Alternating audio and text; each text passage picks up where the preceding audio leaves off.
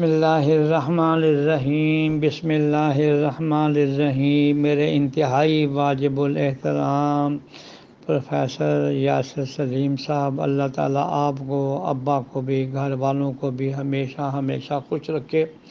یہ جو آپ نے پوچھا ہے، یہ میں تفصیل تو شاید پھر بتاؤں، لیکن جس وقت میرے ابا جی رحمۃ اللہ علیہ کا اے باپ زال داسا تیرے بھی آ گیا یار۔ میرے ابا جی رحمۃ اللہ علیہ کا 1 جون 1961 کو انتقال ہوا، تو جدے میں مجھے اطلاع ملی، بس میری زندگی کا تلخ ترین دن وہ تھا۔ اللہ، اس قدر قلب پر اثر ہوا، آنکھوں سے ایک آنسو نہیں ٹپکتا تھا، یوں منجمد ہو گیا تھا۔ بحری جہاز کا سفر تھا، 3 دن اور 3 راتیں میں بحری جہاز میں اوپر گھومتا رہا ساری رات، کہ اب چھلانگ لگاتا ہوں، اب چھلانگ لگاتا ہوں۔ نیا میں وہاں مولوی بنا تھا، پھر میں نے کہا یہ بھی حل نہیں ہے۔ حضرت مولانا خیر محمد صاحب رحمۃ اللہ علیہ استھانوی کے خلیفہ اسی بحری جہاز میں تھے، میں نے کہا میں ان کے پاس جاتا ہوں۔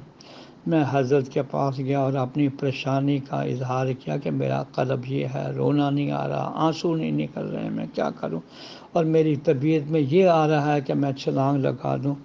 جب حضرت کو میں نے بتایا، فوراً گردن نیچے جھکا لی اور مراقبہ کیا، پھر سر مبارک اٹھایا اور کہنے لگے، مولوی عبید اللہ کو بتلایا؟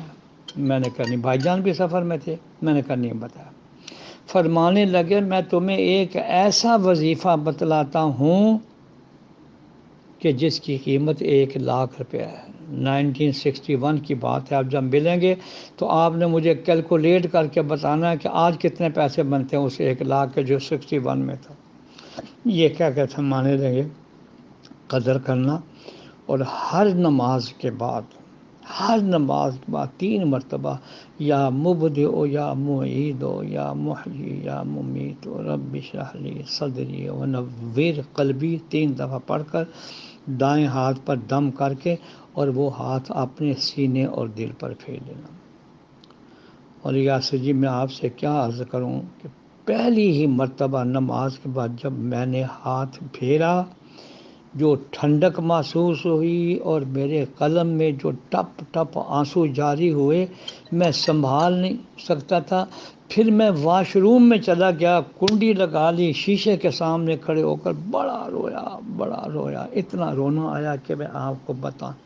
میں نے کہا یا اللہ، اتنا بڑا مجھے خزانہ مل گیا۔ اللہ، اگلی بات سنیں، مسجد نبوی میں صف اول میں بیٹھے مولانا یوسف لدھیانوی شہید رحمۃ اللہ علیہ بھی تھے، ہم اکٹھے بیٹھے ہوئے، ان کو پتہ تھا کہ کہنے لگے وہ وظیفہ تم مجھے بتلاؤ تو میں بھی تمہیں ایک پھر وظیفہ بتلاؤں گا۔ مجھے ایسا خزانے کو میں اس طرح چھپا کے رکھا، مجھے باہر بیان کرتے ہوئے نا میرا دل ہی نہ کرے۔ میں نے حضرت سے ادب سے عرض کیا، میں کہ حضرت شرح صدر ہونے دیں، یہ مسجد نبی کے بات کر رہا ہوں۔